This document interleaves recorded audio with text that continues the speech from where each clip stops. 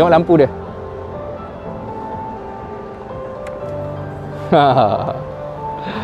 Jahat gila.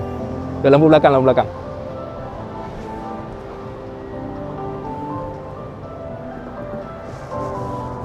Lubang.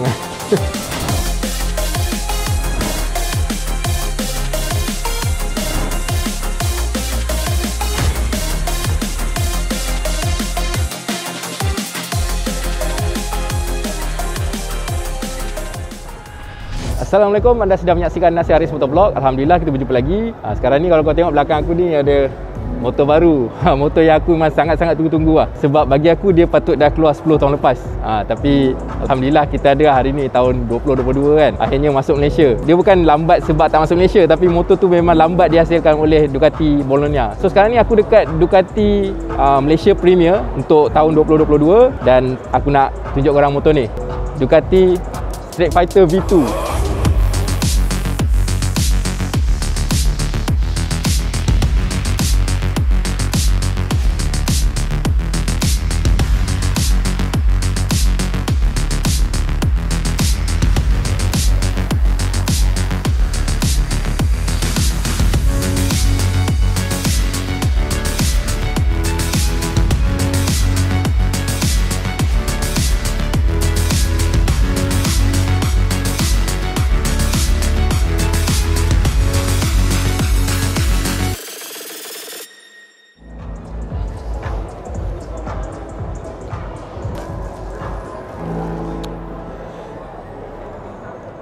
Okay, aku try duduk je.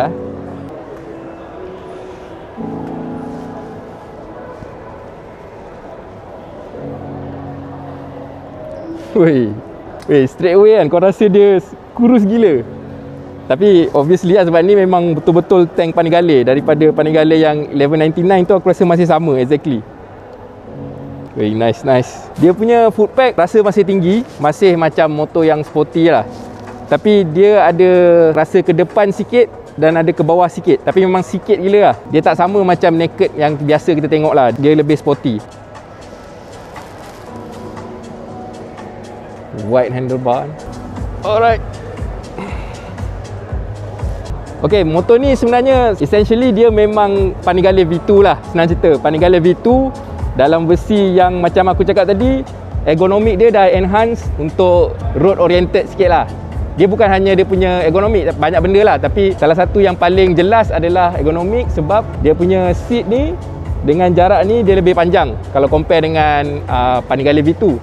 Kemudian footpack dia pun dia lebih ke depan sikit, supaya dia lebih selesa kan. And then yang ni paling obvious lah, dia pakai handlebar yang mana dia lebih wide dan juga tinggi. Tapi kalau dalam kategori naked, dia sebenarnya agak sporty lah walaupun dia wide.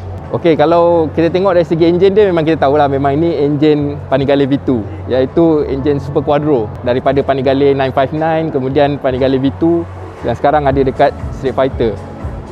Bagi aku dengan dia punya horsepower dia yang 153 kalau tak silap, kira overpower. Tapi kalau compare dengan yang kat atas tu, yang V4 tu, obviously yang ini lebih make sense lah. Okey, dari segi equipment dia sebenarnya dari segi chassis, dari segi suspension, and then dia punya electronics, semua sama dengan Panigale V2. Cuma kalau dari segi setting dia lain sikit. Maksudnya dari segi suspension dia setting lebih lembut. Kira kalau Panigale V2 tu dia lebih track oriented, yang ni lebih road oriented. Kalau nak layan corner tu memang sesuai. Okay, jap. Okay, now aku nak cerita pasal design. Kalau kita tengok depan dia ni, obviously kita dah tahulah ini memang muka Street Fighter V4 lah. Memang design dia diambil daripada Street Fighter V4. Dia ambil konsep Joker. Joker tu sebab dia banyak personality kan. Dia macam make a statement. Kalau dekat luar pun dia ada, orang kata apa, ferocious green. Tapi sebenarnya dia tak semua sama dengan Street Fighter V4. Kalau kita tengok daripada tepi dia, straight away kau akan rasa yang ini lebih compact. Lebih sleek, dan dia lebih mengutamakan essentiality tu. Lebih simple, lebih true to function. Kalau tengok tepi dia macam nice gila lah. Kau tengok line kat sini kan, line tu, line dia semua ni lah memang sleek habis lah. Kalau compare dengan V4, apa beza dia? V4 dia lebih maskulin. Yang ini dia lebih sleek, dia lebih simple. Macam apa yang kau selalu tengok dekat supercar lah. Dia macam kalau design language yang sama macam ni, macam dekat Ferrari semua tu, menggunakan design language yang sama. Okey, kita tengok dekat-dekat sikit lah pasal dia punya suspension apa semua ni. Okey, suspension dia ni fully adjustable, Showa. This is exactly the same equipment yang kau dapat dekat Panigale V2. Belakang pun sama. So depan belakang ni Showa, dan dia ada benda ni, steering damper, which is untuk motor naked memang perlu lah. Tadi aku cerita pasal dia punya suspension dan perbezaan kan. Dia bukan hanya suspension, dia punya swing arm pun sebenarnya dia lebih panjang. Yang ini adalah 16mm lebih panjang. Biasa macam tu lah, kalau dia nak lebih road oriented, dia akan panjangkan sikit dia punya swing arm supaya lebih stability. Seat dia ni memang tak tahulah nak kata selesa ke tak kalau naik atas ni untuk pilihan kan. Tapi yang depan ni sebenarnya dia lebih tebal tau daripada Panigale. Maksudnya dia lebih selesa lah. Seat material ni memang aku suka lah. Dia macam kesat, rasa performance lah, rasa premium. Meter dia ni memang full TFT. Kalau nak tengok meter aku rasa kena naik atas tu lah.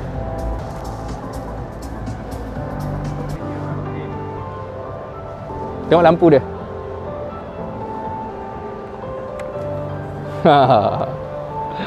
Jahat gila.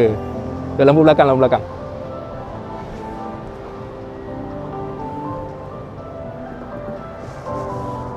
Lubang. Nice. Okay, jom tengok meter. So, meter dia memang up to date lah. Memang full colour. Kemudian dia punya button-button semua kita boleh access dekat sini. Ni dia gunakan ni sebagai mode atas bawah. Korang boleh tengok lah dekat aku punya review yang Panigale V2 tu. Sebenarnya dia mostly hampir sama, cuma ni adalah version yang dia lebih road oriented lah, yang mana aku rasa lebih masuk akal lah untuk dipakai hari-hari. Kalau kau terfikir nak pakai Panigale V2 hari-hari, baik kau tengok ni, Street Fighter V2. So harga dia tadi aku dengar diorang kata 101 macam tu lah. So somehow aku rasa expected lah harga macam tu, 100 lebih sikit lah. Mesti lagi murah daripada Panigale V2 kan. So itu saja. So apa komen korang tentang motor ni, korang boleh komen kat bawah. Aku rasa sampai sini je dulu. Seperti biasa, kalau korang nak support channel ni, korang boleh dapatkan official merchandise Nasi Haris Motor Vlog. Link aku letak kat description. Jangan lupa like video ni, share dan subscribe. Assalamualaikum.